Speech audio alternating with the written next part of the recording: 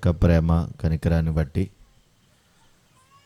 ఈ విధంగా అందరము కలిసి ఈ మంచి కార్యక్రమంలో పాలుపంపులు పొందుకోవడానికి దేవుడు మనకు అనుగ్రహింప చేసినందుకు దేవుడిని స్తుతిస్తూ ఉన్నాను.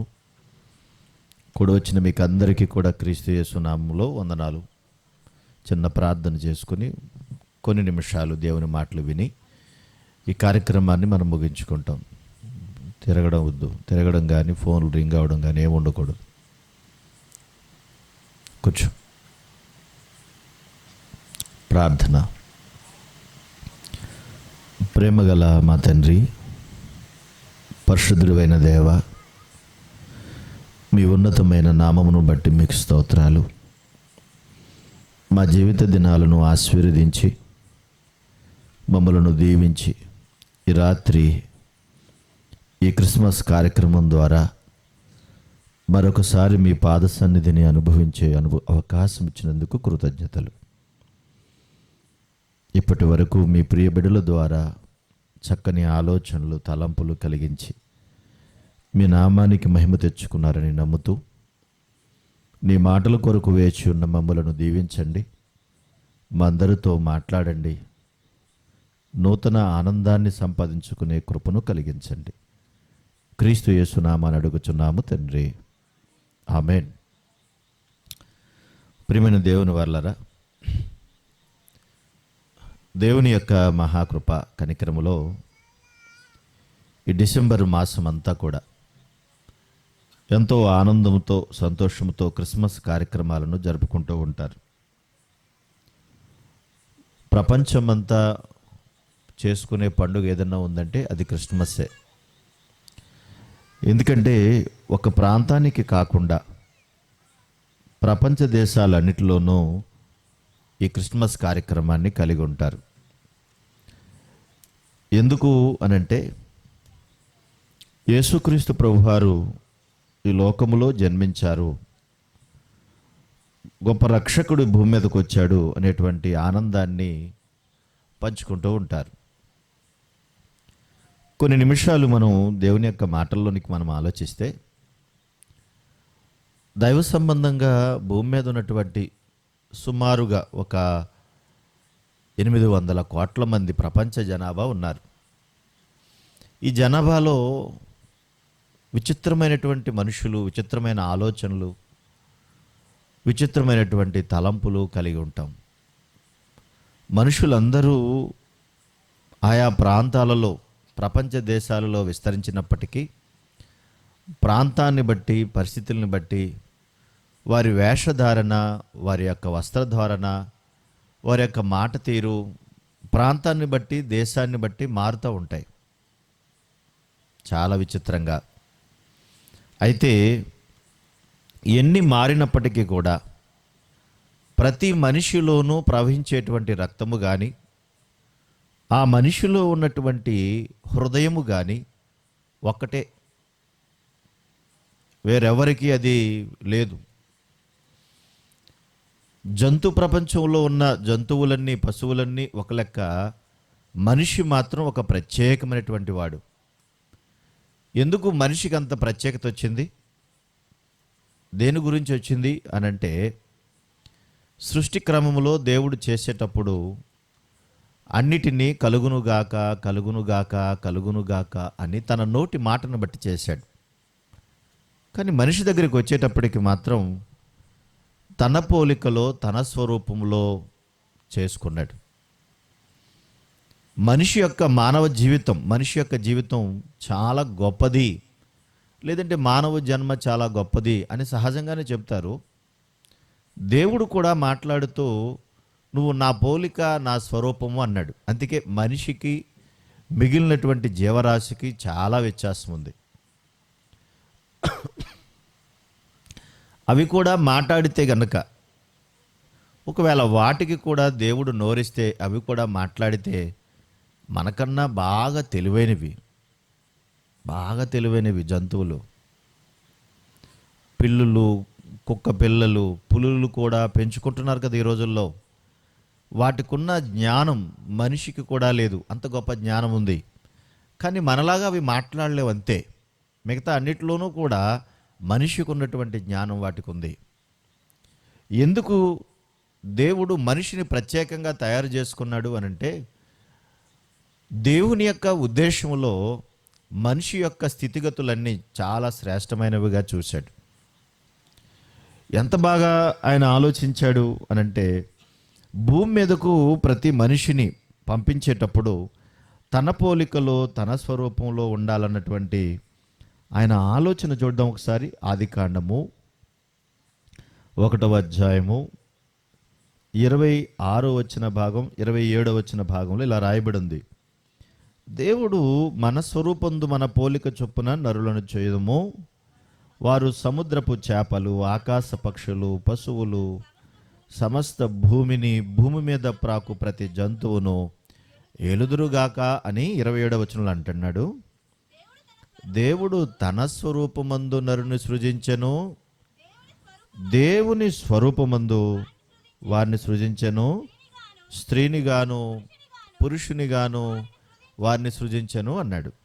అంటే మనుషుల్ని చేసుకునేటప్పుడు తన పోలికలో తన స్వరూపములో చేసుకుని ఈ జీవరాశిని, ఈ ప్రకృతిని, ఈ ప్రకృతిలో ఉన్న సమస్తమైన వాటిని నువ్వు అనుభవించాలి, వాటిని నువ్వు పరిపాలించాలి, ఇదంతా నేను నీకు ఇస్తున్నాను అన్నాడు. కనుకనే చూడండి, ప్రకృతిలో ఉన్న వాటిని అన్నిటిని కూడా మనం చక్కగా అనుభవిస్తున్నాం, తింటున్నాం, అన్ని విషయాలు కూడా. మరి అన్నీ నేను ఇచ్చాను కదా అని ఒకవేళ దేవుడు అంటే, అన్నీ నువ్వు ఇచ్చావు, మరి ఏంటి అంటే, ఉన్నవన్నీ నీ కోసం, నువ్వేమో నా కోసం అని దేవుడు అన్నాడు. ఉన్నవన్నీ నీ కోసమే, కానీ నువ్వు మాత్రం నా కొరకు, నాకు స్పెషల్ అన్నాడు. అంత గొప్పగా జీవితాన్ని దేవుడిచ్చి ఈ గొప్ప జీవితంలో నువ్వు బ్రతకాలన్నాడు. ఆ చెప్తున్నటువంటి సంగతులను బట్టి దేవుడు మాట్లాడుతూ అన్నాడు కదా. ఒకసారి మత్తయి సువార్త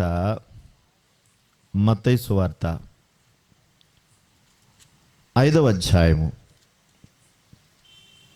8వ భాగంలో ప్రభువు వారు ఇలా చెప్పారు, హృదయ శుద్ధి గలవారు ధన్యులు, వారు దేవుణ్ణి చూచెదరు.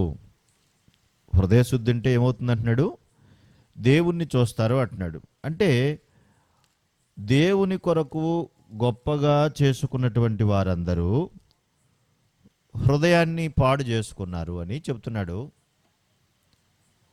ఎందుకు అలా అనంటే, మరలా ఇర్మియా గ్రంథము 17వ అధ్యాయము 9వ భాగంలో దేవుడు ఇలా రాయించాడు. చూడండి, మీ బైబిల్ చూసి ఒకసారి చూడండి. హృదయము అన్నిటికంటే మోసకరమైనది, అది ఘోరమైన వ్యాధి కలది అన్నాడు. మీరు ఆలోచించాలి. ఇప్పుడు దేవుడేమో తన ఉనికిలో నువ్వు నా పోలిక నా స్వరూపము అన్నాడు. రైట్, బాగుంది. నువ్వు హృదయశుద్ధి కలిగి ఉండాలి అన్నాడు. ఇంకా కొంచెం ముందుకెళితే మీరు పరిశుద్ధులుగా బ్రతకాలి అన్నాడు. దేవుడు వీటినన్నిటినీ మనతోనే కోరుకున్నాడు, మన యందే కోరుకున్నాడు. ఇది గమనించాలి, మన యందే కోరుకున్నాడు. ఎందుకు మన యందంటే, ముందుగానే మీకు చెప్పినట్లుగా ప్రకృతిలో ఉన్న సకల జీవరాశి దేవుణ్ణి గణపరుస్తూ, దేవుణ్ణి స్తుతిస్తూ, ఎట్లా స్తుతిస్తున్నాయి, దేవుణ్ణి ఆరాధిస్తున్నాయి. అవి కూడా ఎట్లా ఆరాధిస్తున్నాయి అంటే, వాటికి అప్పగించినటువంటి బాధ్యతను అవి చేస్తున్నాయి. గాలికి కులమత భేదాలు లేవు. ప్రతి ప్రాంతంలోనూ దేవుడిచ్చినట్టుగా చక్కగా అది వేస్తుంది. తినేటువంటి ఆహారం, దానికి కూడా కులమత భేదాలు లేవు. చికెను నువ్వు ఒక్కడవే తింటున్నావా, ఇంకెవరన్నా తింటున్నారా? చెప్పండి, మీరు ఒక్కరే తింటున్నారా? ఏ కులములో ఉన్నవారైనా, ఏ ప్రాంతంలో ఉన్నవారైనా దాన్ని ఏం చేస్తున్నారు? తింటున్నారా లేదా? తింటలేదా? ఇది పలానోళ్ళ చికెన్ అండి, ఇది పలానోళ్ళ చికెన్ అని ఏమైనా ఉందా అంటే, లేదు. అందరూ అదే ఆహారాన్ని తీసుకుంటున్నారు, అదే గాలిని పీలుస్తూ ఉన్నారు, అదే భూమి మీద అందరూ కాపురం అంటున్నారు. అంటే భూమిని దేవుడు కాపురం ఉండడానికి నేను ఇచ్చాను అన్నాడు, అలాగే అందరూ ఉంటున్నారు. గాలిని అందరూ పీల్చడానికి నేను ఇచ్చాను, అది ప్రాణవాయువుగా పెట్టాను అన్నాడు, అలాగే అందరూ పీలుస్తున్నారు. ఏ భేదము లేకుండా దేవుడు ఏదైతే అప్పగించాడో అది చక్కగా ప్రకృతి అంతా కూడా పనిచేస్తుంది. కానీ చెడిపోయింది ఎవరంటే ఒక్క మనిషి. చెడిపోయింది వాడే. మీరు ఆలోచించాలి. అసలు నమ్మిన వారైనా నమ్మని వారైనా వారి స్థితి, వారి యొక్క హృదయ స్థితిలోనికి వెళితే దేవుడు కూడా అంటున్నాడు, అది ఘోరమైన వ్యాధితో ఉంది, అది నిండిపోయింది, పెద్ద రోగం ఉంది దానికి. దేనికి? మీరు చెప్పండి. అరిచే ఓపిక ఇక్కడ నాకు లేదు. దేనికి ఉందంట? పెద్ద రోగం, నయం కాని రోగం, ఎవ్వరూ పోగొట్టలేని రోగం, ఈ భూప్రపంచం మీద ఎవరూ తగ్గించలేని రోగం. దేనికి వచ్చింది? హృదయానికి వచ్చింది. ఏ డాక్టర్ దగ్గరకన్నా వెళ్ళి నాకు హృదయానికి జబ్బు చేసింది మందులమ్మంటే ఏమంటాడు? ఓహో, నీకు లోపల ఏమైందంటే నీకు లూజు. ఏమైంది? నీకు కొంచెం లూజ్ ఉంది కనుక దానికి నేను మందు వేస్తాను అని కొన్ని మందులు రాస్తాడు. ఆ కొన్ని మందులు వాడుకున్నంతసేపు ఏదో కాస్త అలా ఉపశమనంగా ఉంటావు తప్ప లోపలున్న హృదయానికి పట్టిన జబ్బు అయితే పోదు. ఊరుకోండి పాస్టర్ గారు, దేవుడు ఏమంటున్నాడు? హృదయం అన్నిటికంటే మోసకరమైనది, అది ఘోరమైన వ్యాధి కలది అన్నాడు. నువ్వు పెంచుకునేటువంటి పశుపక్షాదులకు హృదయం ఉందంటారా? ఉందంటారా? గేదెని పెంచుకొని పొద్దున్నే లేచి పాలు పితికిని తాగేస్తారా? ఒకవేళ పాలు ఇవ్వకపోతే ఏమంటారు దాన్ని ఏమంటారు? చిట్టేసాను, తవుడేసాను, వలవలెట్టాను, ఎండుగడ్డి పచ్చిగడ్డి అన్నీ పెట్టాను, నువ్వెందుకువే పాలు అని బద బద బద బద బాధేస్తారు కదా. నన్ను ఎందుకు బాధుతున్నావు అని అదేమని అంటదా? స్పందిస్తుందా? పాపం దానికి ఆ నొప్పిని బట్టి ఆ కళ్ళంట కాస్త నీళ్లు కారుతాయి. ఓహో, నీకు నొప్పి చేసిందా, మరి పాలు ఇవ్వకపోతే కొట్టనేంటి అని మరలా ఇంకోటి దెబ్బలేస్తాం. అదే మనిషిని కొడితే తిరగబడతాడు కదా, నేను చేయను, నా ఇష్టం, నువ్వెవడో కొట్టడానికి. కన్న కొడుకైనా తిరగబడతాడు గట్టిగా కొడితే. ఊరికి నీ కొడుకు ఎదురుకుండా దబదబ బాధెత్తేవంటాడు, ఓయ్ ఎందుకు కొడుతున్నావు నన్ను, నేను మనిషిని అంటాడు. అంటే స్పందించేటువంటి హృదయం మనిషికి ఉంది, కానీ ఏ బాధ అయినా చెప్పుకోలేనటువంటి పరిస్థితి పశువుకు ఉంది. అందుకే దేవుడు మోసకరమైన వ్యాధి మనిషికి ఉంది, జంతువులకు లేదు. ఇంత భయంకరమైన రోగంతో నువ్వు బాధపడుతున్నావు, నువ్వు ఉన్నావు అన్నాడు. అది ఎవరో నయం చేయలేరంటే ఎవరో నయం చేయలేరు బాబు అంటున్నాడు. ఒకసారి ప్రభువారు చెప్పిన మాట కూడా చూద్దాం. ఒకసారి మార్కు సువార్త 7వ అధ్యాయము, మార్కు సువార్త 7వ అధ్యాయము 20వ వచన భాగం ఇలా సెలవిస్తుంది. చదవండి చక్కగా. మనిషిని లోపల నుండి బయలు వెళ్ళినది మనుషుని అపవిత్రపరచును. మనిషిని లోపల నుండి అంటే లోపల ఏముందంటే హృదయం ఉంది. ఈ లోపల నుండి వచ్చేదే మనిషిని పాడు చేస్తుంది. ఏముంది ఆ లోపల అనంటే, అనగా మనుషుల హృదయములో నుండి దురాలోచనలు అన్నాడు. చూడండి, దురాలోచనలు అంటే చెడ్డవి, ఇవి మంచివి కాదు. ఈ ఆలోచనలన్నీ కూడా లోపల గూడు కట్టుకుని ఉన్నాయి. ఎదుటివారిని దూషించుట, ఎదుటివారిని కొట్టుట, ఎదుటివారి వస్తువులు దోచుకొనుట, లోపల ఉన్నటువంటి ఆ వివిధమైనటువంటి క్రియలు లోపల మనిషి హృదయములో గూడు కట్టుకున్నాయి. జారత్వములు అన్నాడు, జారత్వములు అన్నాడు, దొంగతనములన్నాడు, నరహత్యలన్నాడు, వ్యభిచారములన్నాడు, లోభములన్నాడు, చెడుతనములన్నాడు, కృత్రిమమును, కామ వికారము, మత్సరము, దేవుణ్ణి దూషించుట, అహంభావం, అవివేకం, ఇవన్నీ ఎక్కడి నుంచి వస్తున్నాయి అంటున్నాడు? హృదయంలో నుండి వస్తున్నాయి. ఈ లక్షణాలన్నీ పశువుల్లో ఉన్నాయా అంటే లేవు. ఒకవేళ దానికే గనక అసూయ ఉంటే నిన్ను ఎలా కొట్టాలి అలా కొడద్దు, మళ్ళీ మామూలుగా కాదు. ఎలా తన్నాలంటే అలా తంతుంది అది. దానికి అది లేదు. కడుపు నిండగా ఆహారం పెడితే పాలిస్తుంది, మరలా ఆహారం తిని పడుకుంటుంది. నువ్వు బయటకు తీసుకెళ్తే వస్తుంది, తీసుకెళ్ళకపోతే అక్కడే పడి అలాగే చచ్చిపోద్ది, కానీ నిన్ను మాత్రం ఏమీ అనదు. ఇవన్నీ మనిషి లోపలికి వెళ్ళి ఘోరమైన వ్యాధితో నిండిపోవడం వల్ల చెడిపోయినటువంటి స్థితిలో ఉన్నాడు. మీరు అర్థం చేసుకోవాలి. ఈ చెడిపోయినటువంటి స్థితిలో ఉన్న వారిని మనుషులు ఎవరైనా బాగు చేస్తారా అంటే మనుషులు బాగు చేసే అవకాశమే లేదు.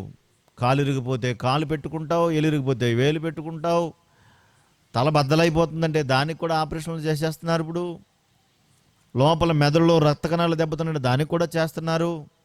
ఇవన్నీ చేయగలుగుతున్నారు, కానీ చెడిపోయిన హృదయాన్ని బాగు చేసేవాడు లేడు. అప్పుడు దేవుడు ఏం ఆలోచించాడంటే, నా పోలికలో నా స్వరూపంలో వీళ్ళందరినీ చేసుకున్నాను, వీళ్ళందరూ కూడా చెడిపోయిన హృదయముతో నాశనానికి వెళ్ళిపోయే దారిలోనే ఉన్నారు తప్ప మంచి మార్గంలో వీళ్ళు లేరు. నాశనానికి వెళ్ళిపోతున్నారు వీళ్ళంతా. చెడు చేసిన వాళ్ళందరూ నాశనానికే వెళ్ళిపోతారన్న సంగతి దేవుడు చెప్పాడు కనుక, మరి నాశనం అయిపోతున్న వారందరినీ అలాగే వదిలేయాలా? అలాగే వాళ్ళందరినీ వదిలేయాలా? ఒకవేళ అలాగే వదిలేస్తే వాళ్ళు ఏమవుతారు అనేటువంటి ఆలోచన దేవుడు చేశాడు. దేవునికి ఎప్పుడైతే ఈ ఆలోచన వచ్చిందో, ఎప్పుడైతే ఈ ఆలోచన ఆయన కలిగి ఉన్నాడో, తన ప్రేమను గూర్చినటువంటి ఆలోచనలను తన బిడ్డలైన, తన పిల్లలైనటువంటి మనుషులందరికీ ఇవ్వాలన్న ఉద్దేశంతో ఆయన చేసినటువంటి ఆ క్రియ ఏముందో చూడండి ఒకసారి. యోహాను రాసిన మొదటి పత్రిక 4వ అధ్యాయం 8వ వచన భాగం. దేవుడు ప్రేమస్వరూపి, ప్రేమ లేనివాడు దేవుణ్ణి ఎరుగడు. ప్రేమస్వరూపైనటువంటి దేవుడు మనము ఆయన ద్వారా జీవించినట్లుగా అన్నాడు. ప్రేమస్వరూపమైనటువంటి దేవుడు మనము ఆయన ద్వారా జీవించాలి అంటే మనం నశించిపోవడానికి ఇష్టం లేదు. మనం ఆయన ద్వారా జీవించాలి. ఇలా జీవించడానికి ఆయన ఏం చేశాడట? దేవుడు తన అద్వితీయ కుమారుని లోకములోనికి పంపెను అన్నాడు. మీరు అర్థం చేసుకోవాలి, దేవుడు ప్రేమ కలిగిన వాడయ్యుండి చెడిపోతున్న ఘోరమైన వ్యాధితో ఉన్నటువంటి మనుషులను రక్షించి తిరిగి మరలా తన దగ్గరకు చేర్చుకోవడానికి తన కుమారుడైనటువంటి యేసుక్రీస్తు ప్రభువారిని ఈ భూమి మీదకి పంపించాడు. అదే క్రిస్మస్ అంటే. క్రిస్మస్ అంటే అదే. యేసుక్రీస్తు ప్రభువారు ఈ భూమి మీదకి రావడం, ఆయన వచ్చినటువంటి దానిని బట్టే ఈ లోకం కాలాన్ని బట్టి లెక్కలు గట్టింది. అందుకనే క్రీస్తు పుట్టిన దగ్గర నుండి క్రీస్తు శకము అన్నారు. దానిని కాలాన్ని విభజించి క్రీస్తు పుట్టక ముందు ఉన్నదాన్ని క్రీస్తు పూర్వము అన్నారు. అందుకే మనం ఏదైనా చేసేటప్పుడు కానీ, ఏ దస్తావేజులు, ఏ డాక్యుమెంట్స్ అన్నీ కూడా సిద్ధం చేసినప్పుడు కానీ, మన పూర్వీకులు చేసినటువంటి వాటిని కానీ క్రీస్తు పూర్వమని, క్రీస్తు శకమని దాన్ని కొలుస్తారు. ఆ లెక్కతోనే దాన్ని కొలుస్తారు. కనుక ఆ రోజు నుంచి ఈ రోజు వరకు యేసుక్రీస్తు ప్రభువారిని దేవుడు భూమి మీదకు పంపిస్తే, ఆయన ఈ భూమి మీదకు వచ్చినప్పుడు ఆయన చేసినటువంటి అద్భుతమైనటువంటి కార్యాలు ఏ విధంగా ఉన్నాయంటే, రోమిలకు రాసిన పత్రిక 5వ అధ్యాయం 8వ వచన భాగాన్ని చూడండి ఒకసారి. అయితే దేవుడు మన ఎడల తన ప్రేమను వెల్లడిపరుచుచున్నాడు. ఎట్లనగా, మనం ఇంకను పాపులమై ఉండగానే క్రీస్తు మన కొరకు చనిపోయెను అన్నాడు. అంటే యేసు క్రీస్తు పూర్వాన్ని పుట్టించినప్పుడు నువ్వు భూమి మీదకి వెళ్ళాలి. భూమి మీదకి వెళ్ళిన తర్వాత నా బిడ్డలందరూ భూమి మీద ఉన్నారు. వాళ్ళు ఎలా ఉన్నారో తెలుసా? చెడిపోయిన భయంకరమైన రోగముతో నిండిన హృదయంతో ఉన్నారు వాళ్ళు. అలాంటి హృదయంతో ఉన్న వారిని నువ్వు వెళ్ళి బాగు చేయాలి. మీకు అర్థమైంది ఇప్పుడు? అది కష్టమంటారా, తేలికంటారా? మనిషి లోపల ఉన్నటువంటి ఈ భయంకరమైన పాపరోగం, ఈ పాపరోగము నుండి బయటపడాలంటే ఎవరి వల్ల కాదు. అది చాలా భయంకరమైనది, ప్రమాదకరమైనది. ఇది ఓ పట్టాన అంగీకరించదు. తప్పు చేసినోడు ఎప్పుడైనా తప్పని అంగీకరిస్తాడా అంటే అంగీకరిస్తాడా? అస్సలు ఒప్పుకోడు సరికదా, తిరుగుబాటు చేస్తాడు, అనేక మందిని ఇబ్బంది పెడతాడు. ఒకప్పుడు స్టువర్ట్పురం దొంగలు ఉండేవారు. తెలుసు మీకు? ఎవరైనా విన్నారా?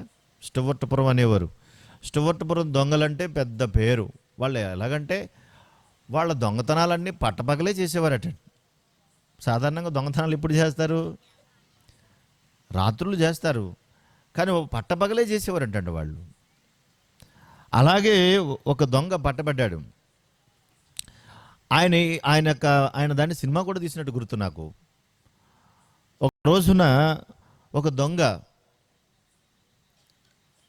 ఏదో ఎక్కడో ఉన్నటువంటి పచ్చహారం, అంటే కొన్ని కోట్లు ఖర్చు పెడుతుంది, అది అంత ఖరీదు చేసేది, దాన్ని కొట్టేశాడు. ఆ తర్వాత అతని గురించి అతన్ని పట్టుకోవడానికి చాలా ప్రయత్నం చేశారు. ఎంత ప్రయత్నం చేసినా కూడా ఎక్కడ కూడా అతను దొరకలేదు. ఆఖరికి పోలీసు వాళ్ళు ఈయన పట్టుకుని ఇస్తే ఇన్ని లక్షలు ఇస్తాం అని రివార్డు కూడా ప్రకటించారు. ఒక 5-6 సంవత్సరాలు గడిచిపోతుంది, అయిపోయింది, దొరకలేదు.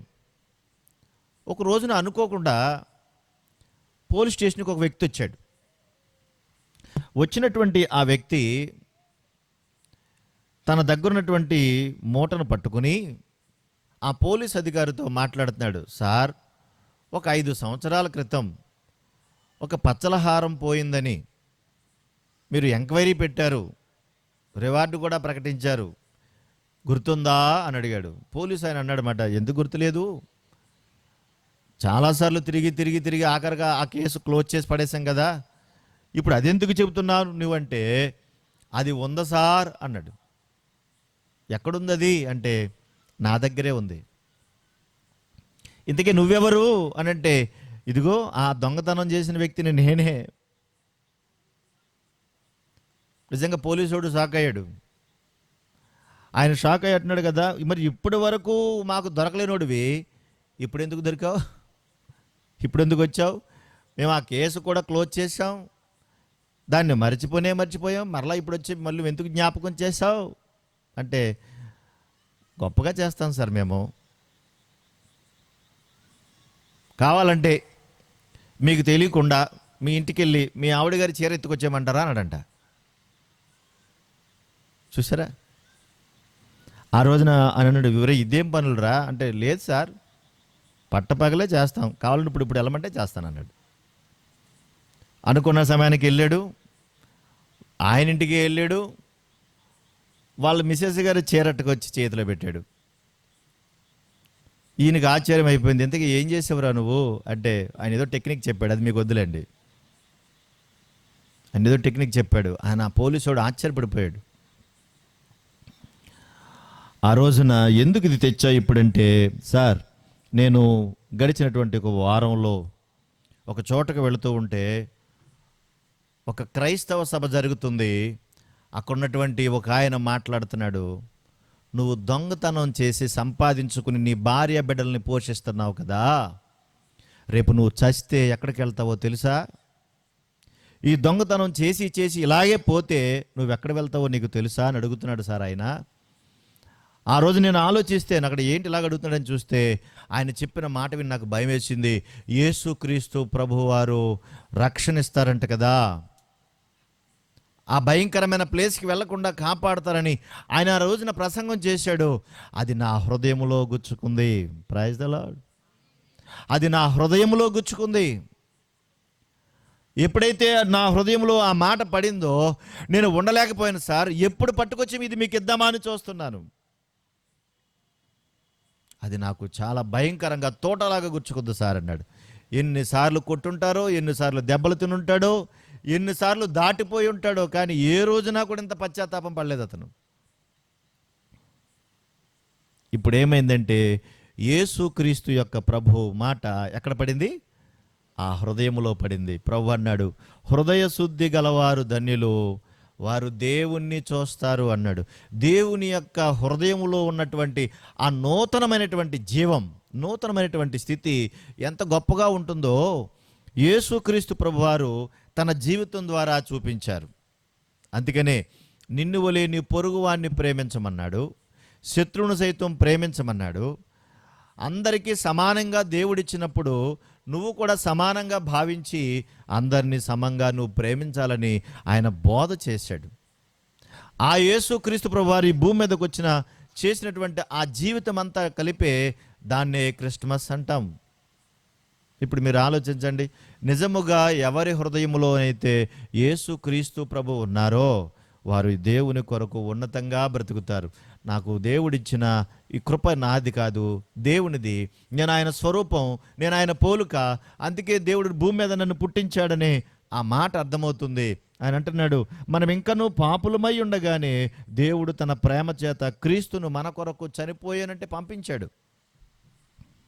చూసారా, పరమందు ఉన్నటువంటి దేవుడు భూమి మీదకు యేసుక్రీస్తు రూపంలో భూమి మీదకు వస్తే, ఆనాటి సమాజం ఈ ప్రభు మంచోడు కాదు, ఈయన బోధ మంచిది కాదు అని యోధా జాతి, ఆ రోజున ఇశ్రాయేలుల జాతి ఆయనను సిలువేసింది. ఎందుకంటే యేసుక్రీస్తు ప్రభు యొక్క బోధ ఏమిటో, ఆయన జీవితం ఏంటో, ఆయన లక్షణాలు ఏంటో ఆనాటి వారికి అర్థం కాలేదు. పోనీ ఈనాటి వారికైనా తెలుస్తున్నాయంటే చాలామందికి ఇందాక చెప్పినట్టుగా నాటికలో బైబిల్ చూస్తేనే భయం చాలామందికి. ఎందుకు భయం చెప్పండి? ఏముంది ఇందులో? ఏముంది? బైబిల్ చూస్తే భయం, దేవుని మాట అంటే భయం. ఎవరైనా బైబిల్ పట్టుకుని వెళ్తున్నారన్నా కూడా భయమే, ఎవరైనా ఒక పత్రిక చేతికిస్తారన్నా కూడా భయమే. ఎందుకు భయం? అమ్మో, ఈ మాట కనుక నేనింటే నేనేమైపోతాను? మారిపోతాను. ఈ మాట వింటేనే నేను మారిపోతాను, అందుకే భయం. అందుకే వచ్చాను. బైబిల్ చూసినా భయమే, బైబిల్ పట్టుకుని వెళ్ళేవారు చూసినా భయమే, బైబిల్ యొక్క దేవుని యొక్క మాట విన్నా భయమే, దేవుని పాట విన్నా కూడా భయం. ఎందుకు అనంటే మారిపోతామేమోననే భయం. అందుకని బైబిల్ను చూడగానే ఎక్కడిది బుక్కు, వద్దు, ఇది మాకు వద్దు అంటారు. పత్రిక ఇస్తామన్నా సరే ఇది మాకు వద్దు అంటారు. అంటే క్రీస్తు యొక్క స్వరూపంలోనికి ఎక్కడ ఆ హృదయం మారు మనసు పొందుతుందోనని ఆ విధంగా చెప్తారు. మీరు ఆలోచించాలి, దైవజనులుగా ఉన్నటువంటి వారు కానీ, విశ్వాసులుగా ఉన్నటువంటి వారు కానీ చాలామంది వారి హృదయాలు మారడానికి గల కారణం అంటే యేసుక్రీస్తు యొక్క మాట అనేక హృదయాలను మార్చాయి.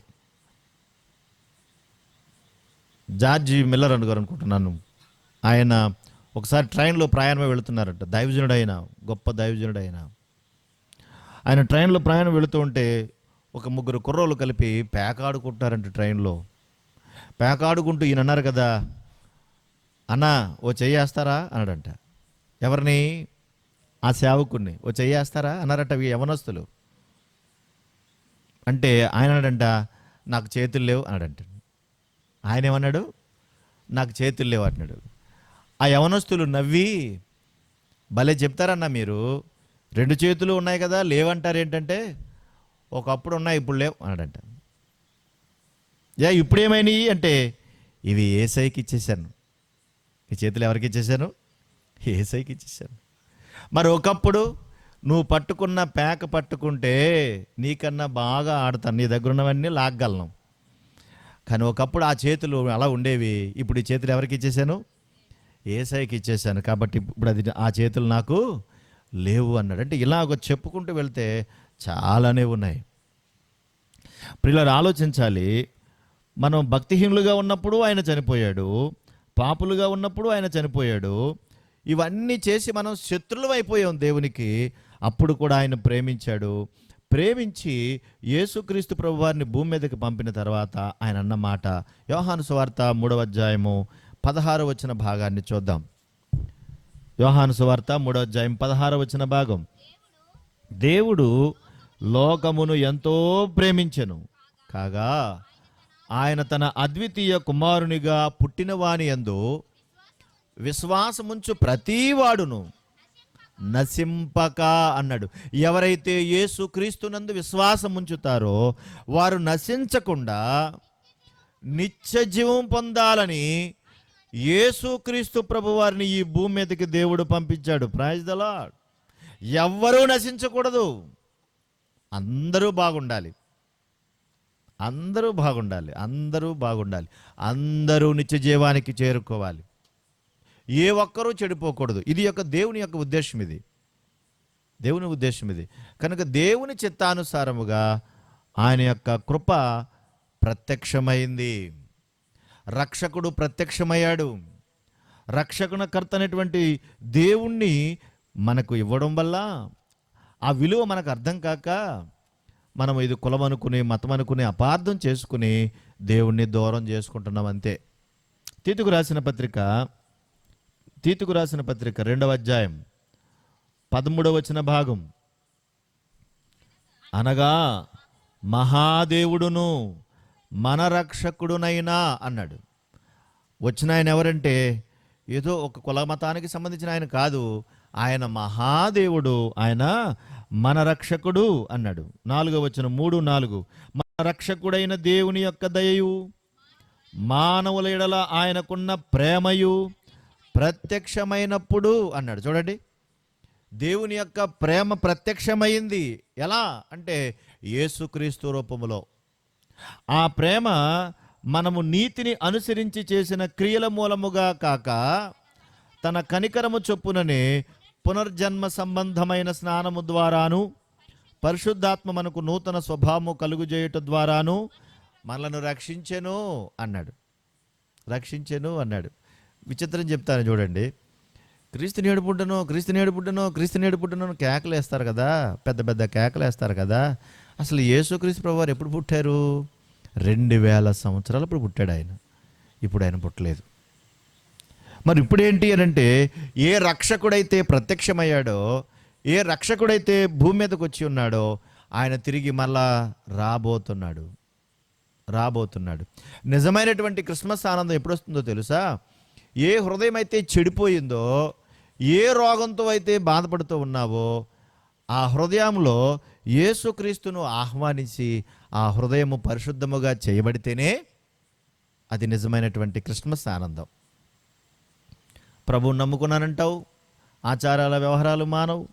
ప్రభువుని నమ్ముకున్నానంటావు, లోకములో బ్రతకడం మానవు, లోకానుసారంగా జీవించడం మానవు, లోకపు పాపాలు మానవు. మరి నీ హృదయములో యేసుక్రీస్తు వారు ఉన్నారా? ఉంటే ఈ స్థితి నీకు ఉండదు కదా. ఆ రోజున జ్ఞానులు వచ్చారు. జ్ఞానులైనటువంటి వారు కూడా బాలుడుగా ఉన్న, ఆ రోజున బాలుడుగా ఉన్నటువంటి యేసుక్రీస్తు వారిని చూసి తమకున్నవన్నీ పక్కన పడేసి మోకాళ్ళు వేశారట. జ్ఞానులు అన్నవారు అంటే వాళ్ళకి ఏమర్థమైంది? ఈయన లోకరక్షకుడు, ఈయన దేవుడు అని అర్థమైంది. కనుకనే వాళ్ళు మోకాళ్ళు వేశారు. మనకు ఆ స్థితి ఎప్పుడో పోయింది. పాడి చెప్పి విని ఏముందలే అన్నట్టుగా తేలిక స్వభావం వచ్చింది చూసారా. కనుక మీరు ఆలోచించాలి, దేవుని యొక్క రాకడ అతి సమీపంగా ఉంది. ప్రభు అయిన యేసుక్రీస్తు వారి లోకానికి త్వరలోనే రాబోతున్నారు. నీలో క్రిస్మస్ ఆనందాన్ని కలిగి బ్రతకాలంటే యేసుక్రీస్తుని స్వంత రక్షకునిగా ఉండాలి. అడుగంటిన భయంకరమైన దురహంకారంతో నిండిపోయిన కరుడుగట్టినటువంటి హృదయాన్ని కూడా తేలికగా చేసి పాపము నుండి విముక్తి చేయగల సమర్థుడు రక్షకుడైన యేసుక్రీస్తు ప్రభువారు. Praise the Lord. ఆమేన్. యేసుక్రీస్తు తప్ప ఇంకెవరూ కూడా నీ పాపరోగాన్ని తీయలేరు. అందుకే ప్రభుని నమ్ముకున్నటువంటి స్థితి దైవత్వంతో కూడినటువంటి లక్షణాలు కలిగి ఉంటాయి.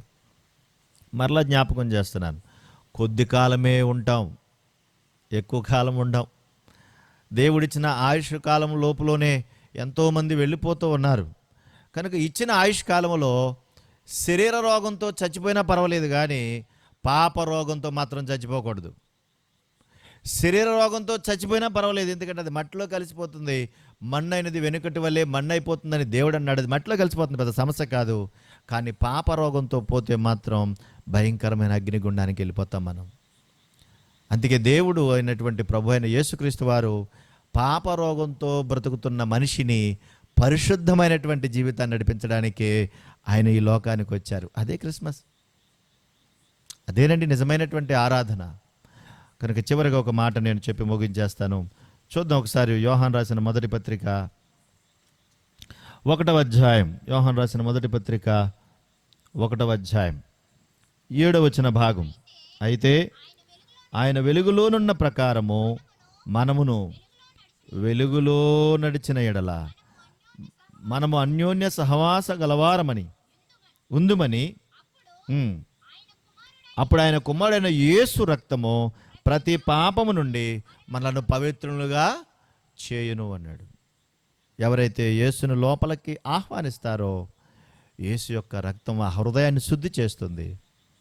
ఆ హృదయ శుద్ధితో దేవుణ్ణి చూడగలిగితే పరలోకానికి చేరుకునే అవకాశం ఉంటుంది. అక్కడ ఇంకా రాయబడిన మాట 9వ వచనం కూడా చూద్దాం. 8వ వచనం, మనము పాపము లేనివారమని చెప్పుకొనిన ఎడల మనలను మనమే మోసపుచ్చుకొందాం. అంటే మనుషులు ఎదురుగుండా చాలా డంబంగా ప్రవర్తిస్తూ ఉంటాం, చాలా భక్తిగా అన్నట్టుగా బిల్డప్లు ఇస్తూ ఉంటాం, మనుషులు ఎదురుగుండా ఇస్తూ ఉంటాం. కానీ నీ లోపల ఉన్నది ఎవరికి తెలుసు? ఎవరు చూస్తున్నారు మనల్ని? దేవుడు కదా చూస్తున్నాడు. ఎదురుగుండా కంటికి బాగానే కనిపిస్తున్నాం, కానీ లోపల ఉన్న హృదయాన్ని చెక్ చేసేది ఆయన, దాన్ని చెక్ చేసేది ఆయన. కనుక ఆయన యొక్క స్థితిని బట్టి అక్కడ రాయబడిన మాట ప్రకారముగా మనము పాపము లేని వారమని చెప్పుకుంటే ఏమవుతుందంటున్నాడు? మనలను మనమే మోసపుచ్చుకుంటున్నావు అంటున్నాడు. ఒక ఆయన ఇలాగే యుద్ధానికి వచ్చాడట, నువ్వు పాపి పాపి అని అనటానికి వీల్లేదు, నేను పాపిని కాదు అన్నాడట. నేను పాపిని కాదు. అప్పుడు ఆ పాస్టర్ గారు ఏమనలేదు, నువ్వు పాపివి కాదు కదా, నేను పాపిని అనుకుంటున్నాను, మరి నువ్వు కాదు కదా, సరే ఇద్దరం కలిసి ప్రార్థన చేద్దామా అన్నాడు. ఏం చేద్దాం? ప్రార్థన చేద్దాం అన్నాడు. ప్రార్థన అన్నా కూడా భయమే కదా, ఇంకేదన్నా భయం ఉండదు, కానీ ప్రార్థన అంటే మాత్రం చాలా భయం వేస్తుంది. నేను కాదని చెప్తున్నాను కదా, మళ్ళీ ప్రార్థన చేయమంటావేంటి? ఆ మాటే చెప్పు దేవుడితో, ఆ మాటే చెప్పు, ప్రభా నేను పాపిని కాదు అని చెప్పు. ఇద్దరు మోకాళ్ళు వేశారు, ప్రార్థన చేస్తున్నారు. ఈయన అంటున్నాడు, ప్రభా నన్ను క్షమించావు, నన్ను కడిగావు, నీకు స్తోత్రాలు నేను అనుకుంటున్నాడు. ఈయన కూడా ప్రార్థన చేస్తున్నాడు, ఏమనంటే నేను పాపిని కాదు, నేను పాపిని కాదు, నేను పాపిని కాదు, నేను పాపిని కాదు. ఎంతసేపు అయిందో తెలియదు, గంట అయిపోయింది. ఆ మాట అంటున్నాడు. 2 గంటలు గడిచేటప్పటికీ తన స్వరం మారిపోయింది, తన మాట మారిపోయింది. ఏంటబ్బా అంటే 2 కళ్ళ నీళ్ళు పెట్టుకుని ఏడుస్తున్నాడు అంటున్నాడు. ఆయన ఏడుస్తున్నాడు, ప్రభా కాదు కాదు కాదు అంటున్నాను, కానీ నేను పుట్టిన నాటి నుండి ఇప్పటి వరకు చాలా భయంకరంగా బ్రతికాను. నా కళ్ళెదుట ఆ పాపాలన్నీ కనబడుతున్నాయి. ప్రభా నేను పాపిని కాదు కాదు కాదు కాదు కాదని పోరాడాను, దెబ్బలాడాను, విసిగించాను, కానీ నేను పాపినే ప్రభా. ఎన్ని దుర్మార్గాలు చేశానో, ఎన్ని దోపిడీలు చేశానో, ఎన్ని హత్యలు చేశానో, ఎన్ని అబద్ధాలు ఆడానో, నా జీవితం ద్వారా ఎంతమంది చచ్చిపోయారో, ఎంతమంది నాశనం అయ్యారో నా కళ్ళెదురుగుండా కనబడుతుంది. ప్రభా నేను పాపిని, నన్ను క్షమిస్తావా?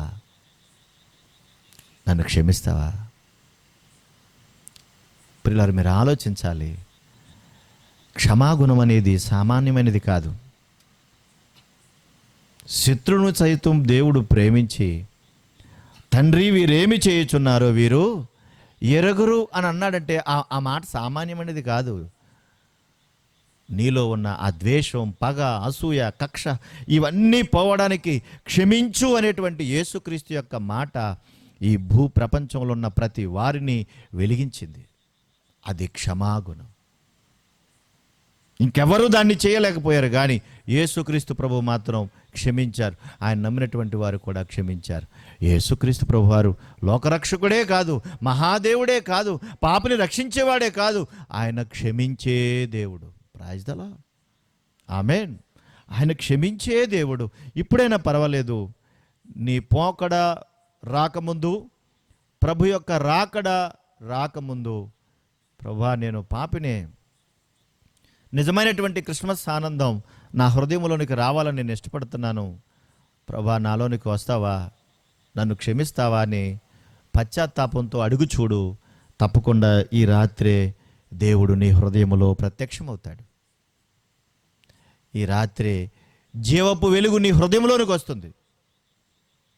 ఏ చీకటితో అయితే నీ హృదయం నిండిపోయిందో, ఏ చీకటితో నువ్వు సమాధి అయిపోతున్నావో, అదే చీకటితో నువ్వు చనిపోతే నిన్ను రక్షించేవారు ఉండరు. బ్రతుకుండగా నిన్ను గొప్పోడు అనొచ్చు, గొప్ప గొప్పవారుగా నిన్ను పొగడొచ్చు, బ్రతుకుండగా నీ గురించి ఎన్నో చెప్పుకోవచ్చు, కానీ నువ్వు చనిపోయిన తర్వాత నీ చీకటి జీవితం బయటకు వస్తే ఎంత దుర్భరంగా ఉంటుందో, ఎంత భయంకరంగా ఉంటుందో, ఎంత అసహ్యంగా ఉంటుందో. కనుక ఆలోచించు. క్షమాగుణాన్ని కలిగి దేవుని దగ్గరకు వస్తే దూరం అయిపోయిన కుటుంబం కూడా దగ్గరకు వస్తుంది, దూరం అయిపోయిన బిడ్డలు కూడా దగ్గరికి వస్తారు. చీకటితో నిండిన నీ జీవితం వెలుగుతో నింపబడుతుంది. ప్రభు అంటున్నాడు, నేను ప్రతి వారిని వెలిగించుటకు వచ్చిన జీవపు వెలుగును అన్నాడు ఆయన. చూసారా, క్రిస్మస్ ఆనందం కావాలంటే జీవపు వెలుగులోనికి రండి, ఆ వెలుగు నిన్ను వెలిగిస్తుంది. ప్రార్థన చేద్దాం, కొద్ది నిమిషాలు ప్రార్థన చేద్దాం. ప్రభా, మీరు చెప్పిన మాట నాకు అర్థమైంది. మీరు లోకరక్షకుడుగా ఉండడానికి నా తండ్రి, పాపంలో బ్రతుకుతున్న నన్ను, పాపపు రోగంతో బ్రతుకుతున్నటువంటి నన్ను, చెడిపోయిన హృదయముతో ఉన్నటువంటి నన్ను బ్రతికి రక్షించడానికి, జీవపు వెలుగును నా హృదయంలోనికి పంపించడానికి నా ప్రభువా రక్షకుడుగా మీరు ఈ లోకానికి ఎత్తించారు. నిజ విశ్వాసిగా బ్రతకడానికి నా హృదయంలోనికి రండి అని కొన్ని నిమిషాలు మనము ప్రార్థన చేద్దాం. దేవుడు తప్పకుండా నిన్ను క్షమిస్తాడు. ఈ మాట నాకు కాదు అనుకోవద్దు. నూతన సంవత్సరంలోనికి అడుగు పెట్టేవారందరూ, అడుగు పెట్టని వారందరూ ఆలోచించి అర్థం చేసుకోవాలి. జీవితాన్ని బాగు చేసుకోవడానికి దేవుడు మరొక అవకాశాన్ని నీకు నాకు ఇచ్చాడు. చీకటితో ఉన్న హృదయాన్ని దూరపరచుకొని, ఆ దొంగ ఎలాగైతే మారి తన హృదయాన్ని వెలిగించుకున్నాడో, మనము కూడా ఆ హృదయాన్ని వెలిగించుకోగలిగితే తప్పకుండా దేవుడు రక్షిస్తాడు. ప్రేమ కలిగిన తండ్రి, పరిశుద్ధుడైన దేవా, మీకు స్తోత్రాలు. ఈ రాత్రి ఈ మంచి క్రిస్మస్ కార్యక్రమం ద్వారా మరొకసారి మరలా మీ వెలుగును ప్రకాశింపచేశారు. నశించిపోతున్న లోకాన్ని, పాపరోగంతో బ్రతుకుతున్న మనుష్యులను వెలిగించడానికి వెలుగైన యేసుక్రీస్తు ప్రభువారిని ఈ లోకానికి పంపించారు. రక్షకుడు ఉదయించినాడు. ఆ రక్షణ యొక్క ప్రాముఖ్యతను కూడా వివరించినాడు. అంతేకాదు, చెడిపోయిన మా హృదయాలను బాగు చేయడానికి తన పరిశుద్ధమైన రక్తంతో కడిగి శుద్ధీకరించి ఉన్నతమైనటువంటి నీ కృపతో మమ్మల్ని సంపాదించాడు. ప్రభువా, మీకు స్తోత్రాలు. ఈ రాత్రి జరిగిన ఈ మంచి కార్యక్రమంలో బిడ్డలందరినీ దీవించినందుకు స్తుతులు చెల్లిస్తూ, సమస్త ఘనత, మహిమా, ప్రభావాలు మీరు పొందుకోమని మా వాడకట్టు ప్రజలను, ప్రభా మా ప్రాంతాలను జీవపు వెలుగుతో వెలిగించండి. మీరు మహిమ పొందండి. నిశ్చితమైతే నూతన సంవత్సరములో ఆనందించి ఆరాధించగలిగే అనుభవాలు దయచేయండి. క్రీస్తు యేసు పరిశుద్ధ నామములో అడుగుచున్నాము తండ్రి. ఆమెన్. ఆమెన్. మంచిది.